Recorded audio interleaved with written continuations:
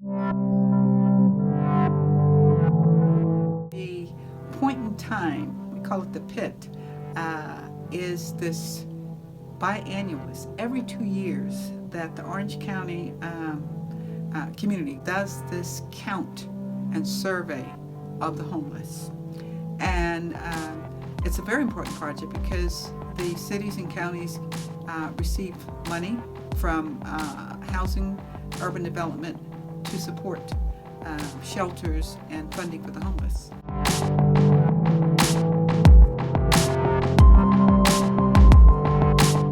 What'd you think, Trey? Man, I really enjoyed it and I'm excited. I remember one of the guest speakers that came to us, they said one of the most valuable things we can do to address homelessness is participate in a PIT count like this, because this is what gives all the shelters and services all the data, and thus it gives, you know, communities funding to be able to address homelessness. So I'm thankful to be part of it.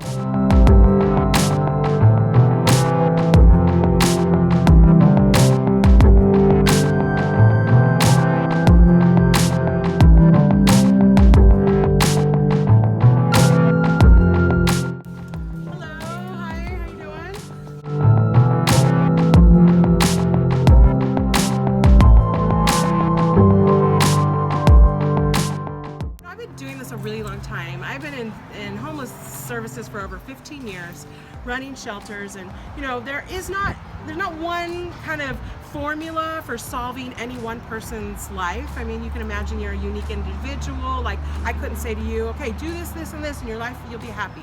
But what I have found is that building relationships and connections with people and providing hope is the magic formula. Hope is it. You know, that's what we do here. So when somebody walks through our doors and we say, welcome, hi, what's your name? Oh, Jim, nice to meet you.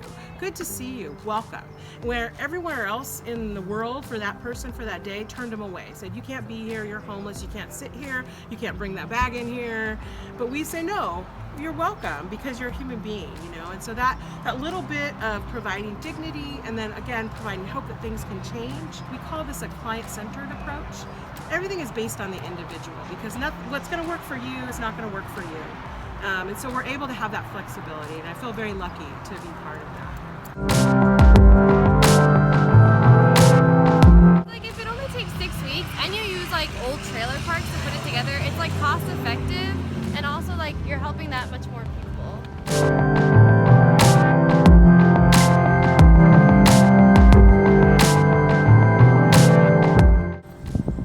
Hey Marco. Hi. So what are you doing right now? So like I'm taking survey for like homelessness and then like how people think about that. So like first question is how would you describe a homeless person? Then like some people say like they're unfortunate, and some people say like they addict to drugs or alcohol, and also like because they have mental illness or physical issues.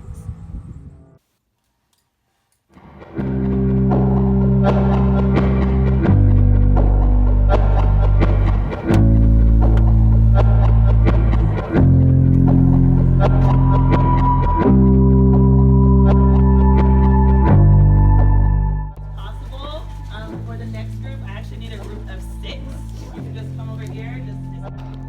So we just got our first count. It was someone sleeping in like this makeshift tent by a bank. I think they were asleep, so we just counted the 10 and left the bag. And so that's number 1.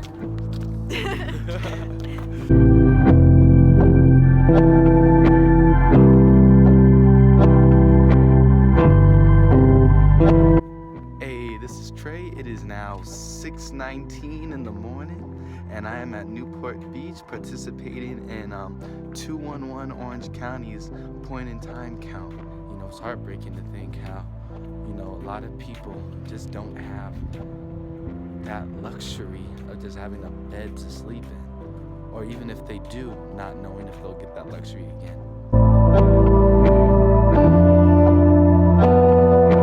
So we just finished our first location. Our jumping bag. Yeah, we got to survey one person. She was really nice. woman, and we gave her the care package, and it was good. So we're heading back to the deployment center now. Coming here to Orange County, what I noticed was like there didn't seem to be any sort of homeless people anywhere that I would see, and I thought, wow, this is great. They've completely eliminated this problem in Aliso Viejo. And what sort of changed my mind was the initial OC community indicators reading, which sort of talked about some of the statistics about homelessness in Orange County and how, since it is such a wealthy area, people will try to keep the homeless out of their neighborhoods. In our class, we had individuals from the Teen Project who were women who were grew up in the foster care system and became homeless and incarcerated for a while.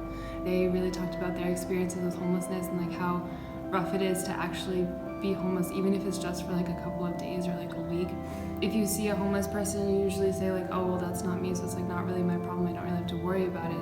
But like it is our problem, and people don't really want to look into it because they secretly know it's a problem. They just like, if they address it, they'll know how easy it is to become homeless. We honestly, as taxpayers, spend more money like trying to avoid the problem than we do trying to address the problem. If you think about it, if you hear the story from the homeless people, you can know that they have rationality and they make rational decisions.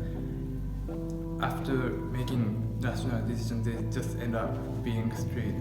And you know, it's not their fault that they become homeless, but it's because of the circumstances that make them homeless. I'm from Los Angeles, so I would go by Skid Row a lot and see a bunch of people just lined up in tents all down the streets. I'd see a lot of people in Union Station when I take the metro who would be carrying shopping carts and bags with them and asking for money. And even though I'm one that's really passionate towards social justice, I could see a lot of my biases kind of coming up whenever I pass by people who are homeless and think, ooh, I wonder if I should give them money, or if I wonder if they're gonna spend it and use it, let's say, quote unquote, on drugs. So I found I was kind of evident of my own ignorance, so I really wanted to learn more about it. And one of the things that I really learned is that there are people behind who we see on the street. It's like more sympathy than it was empathy because I couldn't understand. But like taking the learning cluster now, it's like I feel like obligated now to like look them in the eye and to kind of say hello, because I think before I was dehumanizing them and I wasn't even realizing it. This learning cluster really emphasized this point that I've made in a lot of my research about the dehumanization of other people who are not us. And when we're suffering, when we're going through problems, we tend to think of our own decisions as very rational, and we can understand that about ourselves. We fail to understand that about other people. We fail to acknowledge that there's a thought process for them too. It shouldn't matter how they got there. What matters is what they want to do for now. And if they don't want to do anything, if they've lost hope, it's not laziness, it's lost hope, and it's rational lost hope, because the system creates barriers for these people so they can't get jobs, so they can't be sheltered. We need to acknowledge that, and acknowledge that it doesn't matter where you come from, because we're gonna help you now. We're gonna show you what hope is now. I'm always curious about what's behind the orange curtain, and I want our students to be not only critical thinkers, but also wonderful investigators. Now, my belief is that to be good global citizens, we have to be good local citizens. And as a sociologist, I think that we should all, students, adults, everybody should be looking at the major social problems in our world, and homelessness is at the top.